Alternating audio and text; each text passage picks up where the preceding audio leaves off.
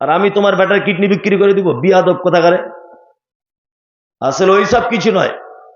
আমি তো বিজনেসওয়ালা মাদ্রাসা করিনি। কি বললাম বুঝলেন না?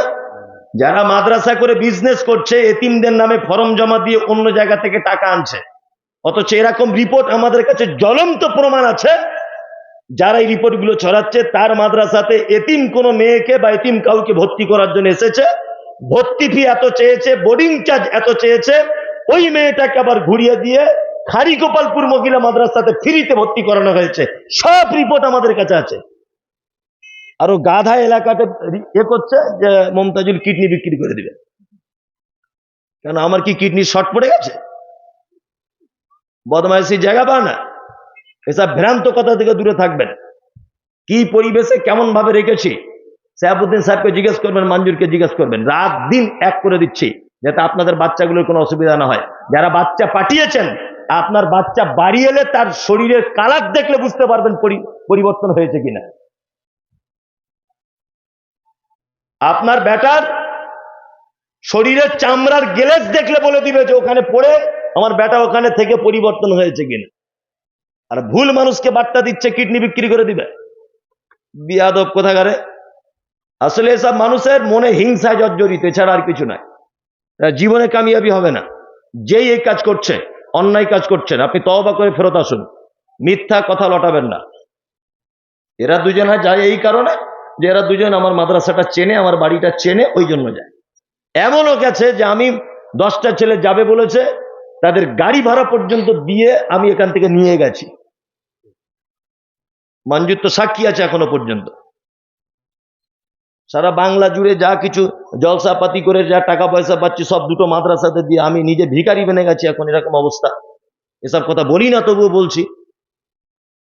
মানুষের এটা আমার উদ্দেশ্য। মঞ্জুরকে বলেছি যে 1 টাকা কাউকে দিতে হবে না, অন্তত কোরআনটা তারা শিখুক।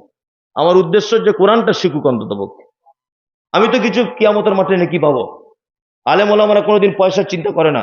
কারিগোপালপুরের সাইকেল হাদিস বসে আছেন, তাই তো? ওনার যে বেতন দেয়, বর্তমানে একটা মানুষ ওই কম বেতনে চলে না। উনি শুধু আল্লাহর ভয়ে লিল্লাহিয়াত আছে যে না, আমি যা জানি, আমার যে ইলমিয়াত আছে, আমি কিছু ছাত্রদেরকে দিই। এই উদ্দেশ্য আলেম ওলামাদের থাকে।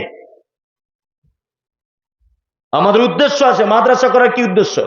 আমি যা ইনকাম করি, যে টাকা পয়সা ইনকাম করি, আমি তো বড় একটা মিশন করে চালাতে পারতাম, লাখ লাখ টাকা ইনকাম করতে পারতাম। আমার মাথায় ভূত ঢুকে গেল যে ফ্রিতে মাদ্রাসা তৈরি করবো, ছেলে কোরআনের হাফেজ হোক।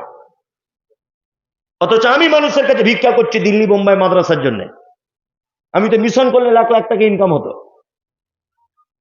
ওই জন্য বলছি, ভালো ছাত্র থাকলে আবার কুরবানির পরে ভর্তি করবেন, সব ফ্রিতে।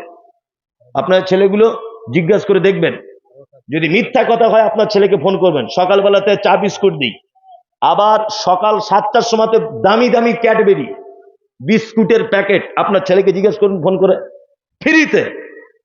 এখান থেকে যত ছেলে গেছে, প্রায় ছেলে পাঞ্জাবি টাঞ্জাবি নিয়ে যায়নি, ভালো ভালো। আমি নিজে খরচা করে তাদেরকে সবাইকে 600 টাকা 700 টাকা খরচা করে 60 জন ছাত্রের পাঞ্জাবি বানিয়ে দিয়েছি। আজকে বিকেলে দিয়ে গেছে, ফ্রিতে দিয়েছি। বইপত্র দিয়েছি। যারা গেছে কেউ বালিশ পর্যন্ত নিয়ে যায়নি, 40টা বালিশ করতে দিয়েছি আমি, তোরা শুবি ভালো করে, ফ্রিতে। আমার উদ্দেশ্য একটাই যে গরিব মানুষের বেটা কোরআনটা তো শিখবে, আমি তো কিছু নেকি পাবো। যে ভুলভাল রিপোর্ট ছড়াবেন না জাতির কাছে, আর এসব রিপোর্টে আপনারা কাম দেবেন না। যাই হোক, মঞ্জুর আমার খুব পরিচিত। আমার মাদ্রাসা তৈরি করার সময় মঞ্জুরের খুব বড় অবদান আছে, সোশ্যাল মিডিয়ার মাধ্যমে জিসানের অবদান আছে। এটা মঞ্জুরের জলসা। আমি আমার পক্ষ থেকে মঞ্জুরদের মসজিদে আমিও 10,000 টাকা দেবো ইনশাল্লাহ। এটা আমার পক্ষ থেকে।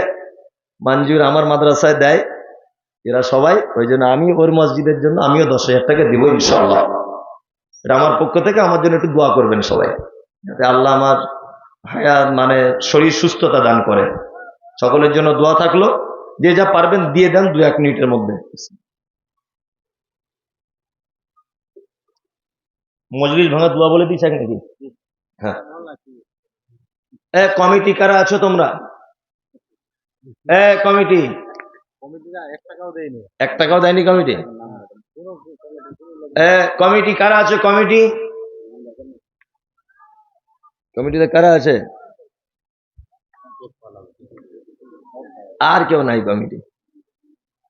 যে দুবার দেব